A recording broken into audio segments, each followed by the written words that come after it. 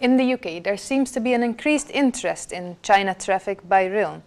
And if there's one company that has specialized in this for the last years, it's Davies Turners. And this is somebody in the UK. And we have Tony Cole on the phone. Tony, welcome. Thank you very much. And maybe you can tell us a little bit more about your company. You're a forwarder, understood. What do you do exactly? Yeah, we're a logistics company involved in European road, ocean freight from Asia, USA, and Middle East, and also a logistics company in terms of warehousing in the UK and air freight as well. So they're the modes that we offer as a portfolio. Right. And what do you do with China at the moment?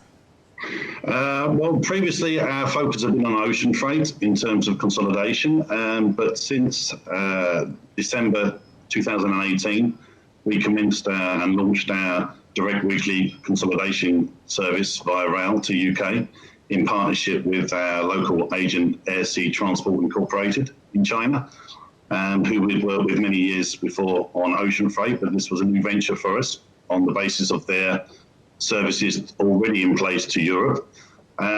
So we commenced the service then, and it's been a great success since December 2018. So yeah, very good so far, and long may it continue. Certainly there's a lot of interest from clients. Yeah, and can you take us a little bit back in history, because it was not always, right now it's from Hefei to Neuss in Germany to the UK, but it was not always those destinations, was it? No. We have, in the past, historically we started off using Wuhan, which offered us an arrival date or an arrival day during the week, which enabled us to get a quick turnaround for transshipment to UK. We've used Hefei, we use Hefei now, we've used Hefei in the past, but we've also used Xi'an. And that can be dependent on space availability, potential, sometimes there's wagon shortages from certain areas. There was a case after COVID in regards to a lot of examinations on PPE goods, which caused congestion. So from time to time, we will change from one rail terminal to another, but in the main, the service detail remains the same, which is our publicised transit time from China Rail Terminal to unpack at our warehouse in the UK is 24 days. We've achieved it in 17 days as a record for us, and our average today is 23. Right. And currently you're using Neuss in Germany, and before it was Duisburg. What is the reason of changing that hub? Yeah, that will depend on the China Rail Terminal, on which the transit time service we require, depending on their destination. So previously we've used Hefei into Duisburg. Currently it's Hefei into Neuss. And we've used Wuhan into Duisburg as well. So there's a bit of a mix. The two terminals we've used so far in Europe is Duisburg and Neuss. Yeah, and now we heard a lot about the ports in Holland, but also in Germany. Is this an option for you, using the port of Rotterdam, for example? Absolutely. We would, Rotterdam, Amsterdam, we're all very interested in the various ports of and the terminals of arrival, because for us, it's not just the arrival, it's the connection and the fast transshipment to the UK, which is important to us. We need that to be offered as a daily service to UK for transshipment. And that's the important aspect for us, irrespective of which terminal we use in Europe. Right. And why not using the Channel Tunnel? Channel Tunnel, at the moment, we are not aware of any commercial company that can offer us a daily departure from connection from Duisburg or Neuss through to the Channel Tunnel to UK. So in terms of flexibility, the ferry port works for us at this moment in time, but we would always welcome considering a rail connection as long as it met our expectations in terms of speed and departures each day. Right. So if that is available, would it be faster? Yeah, absolutely. We would definitely consider it.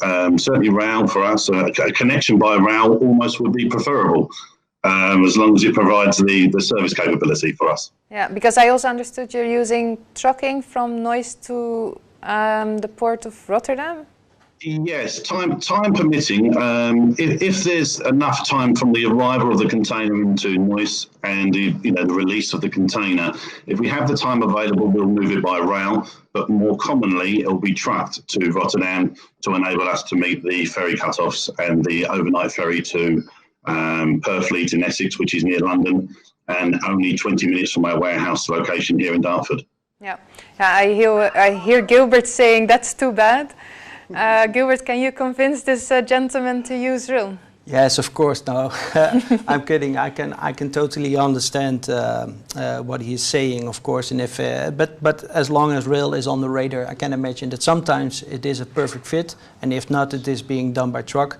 I do hope, of course, that RIL could be in the future a more reliable product to the Port of Rotterdam, between Rotterdam and Neuss. But there are very good rail operators active in that. So yeah, but I guess Mr. knows really good which ones to use. So yeah, it's all about time, of course. Yeah. And is it true that there is an increased interest at the moment in the UK? That's at least what we sense by receiving all the press releases about new services. Do you recognize this trend?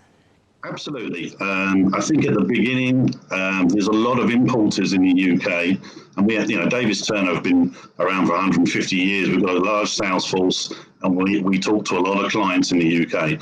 And through those discussions, what we could see is clients were interested in the China Rail service, but a lot of them didn't know how to access it, or perhaps didn't have enough information available to them, specific information to convince them to try the service. Now there's a lot more freight forwarders, particularly on FCL selling China Rail services. There's a lot more information available in the market. There's definite interest there from clients who can see that China Rail offers a transit time advantage up to 15 days in comparison to ocean, depending on where the factory location is, and up to 70% cheaper than air freight. That interests importers definitely, and particularly in these challenging times, there's even more interest. So we can see the development.